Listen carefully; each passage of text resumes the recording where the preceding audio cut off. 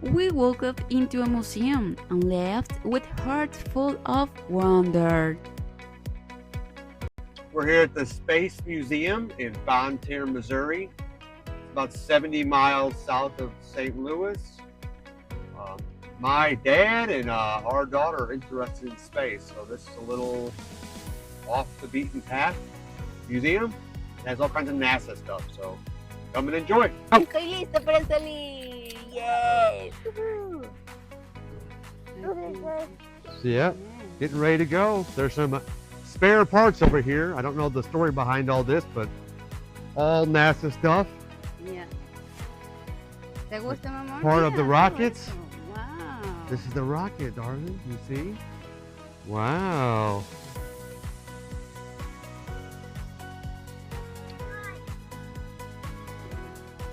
This, I believe, they would put the astronauts in and spin them around to get them ready, their bodies ready for acclimated to space. Yeah, see? Entramos con los ojos llenos de asombro y con un corazón agradecido. So we are at the Space Museum and Grissom Center, and the reason why we have the Grissom Center attached to our name is because we have affiliations with Gus Grissom, the astronaut here. If you don't know anything about Gus, he is one of the original 7 Mercury astronauts. He's one who survived the Liberty Bell, which water was flowing into a capsule, and essentially he couldn't get the hatch door open. Eventually made his way out, but what could have been an early fate of his lied in this cup right here, which used to be the same size as this. This was covered in 1999, a whole Liberty Bell that was crushed under the pressure of the water, so that could have been his early fate there. His brother Lowell Grissom was kind enough to donate a lot of artifacts involving Gus here at the museum, including a moon rock. It's one of 2 moon rocks in Missouri. The other one is in Jeff City. As far as I know, not on display. So, as far as I know, that's the only one on display here in Missouri. Is it there? The moon rock? The moon rock, yeah, the moon Okay. rock. Look, darling. So, part sadly, of the moon. concluded was to the.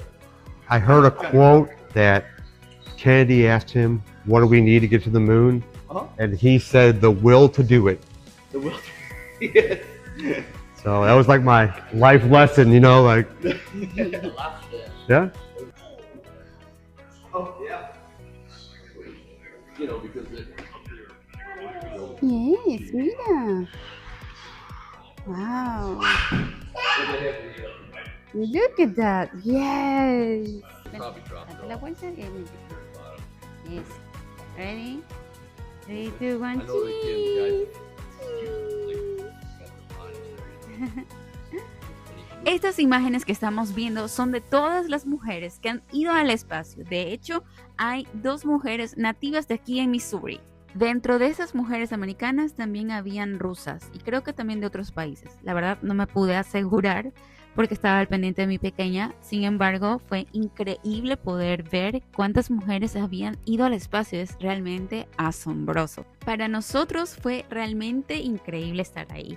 Como padres muchísimo más, porque ver a nuestra pequeña disfrutar de este museo, ver cada pieza, ver su emoción, fue realmente maravilloso. Y aún más ver cómo disfrutaba ella junto con su abuelo y su hermanito. Realmente debo decirles que si ustedes están cerca del área de moment.It en Missouri, deben de venir acá al Museo del Espacio y no perderse ningún detalle de este lugar, realmente increíble. Bueno, para los aficionados debe ser muchísimo más, así que los animo a que vayan.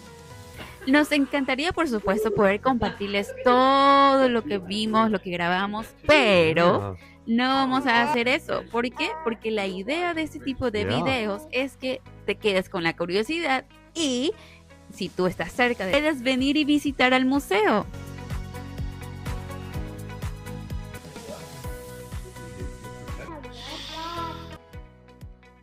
Walk around with my son here, and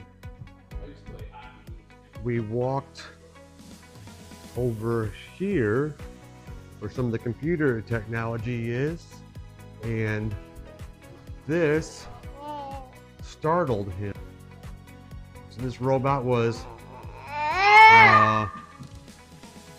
donated by one of the local students, and my son still isn't too sure about it. We have some space Pepsi here. Now we're going to do some virtual reality where it simulates being in the space station. Okay, let's go. Vamos, vamos a ver. Here, Dad. Come here, you stinky. Just outside of the space station, so I'll go first. Debo admitir que esta fue nuestra mejor parte del museo. Fue realmente increíble porque la verdad no sabíamos que había esta experiencia de ver el espacio en 3D. Fue asombroso, de verdad. Créanme, fue una de las experiencias más increíbles para nosotros. Y ahí está Grandpa disfrutando de esta experiencia de ir al museo con sus nietos. No te preocupes si no estás dentro del área de Missouri. Tranqui, te tengo una solución. ¿Sabes cuál es? Puedes visitar los museos que estén cerca de tu área. Eso sería realmente increíble. I just got finished doing the virtual reality of the outside the space station. Perfect. So very Yeah, neat, that's and okay. really showed the international aspect of it with parts of the space station from different countries of the world, and then different companies within those countries. So very interesting piece of working together.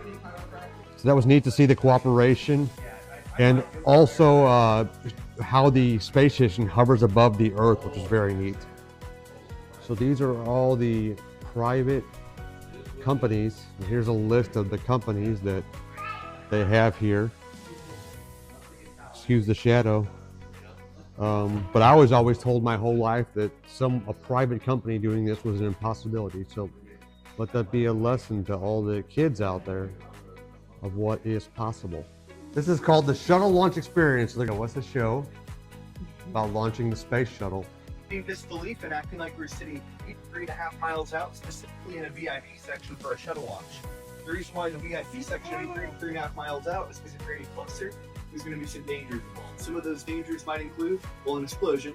You don't want to be near an explosion. That'd be pretty bad. You want to be far enough away from the debris. And the heat from the exhaust is also pretty bad. You don't want to be near that at all. And then the sound. And that's what I'm going to talk about most.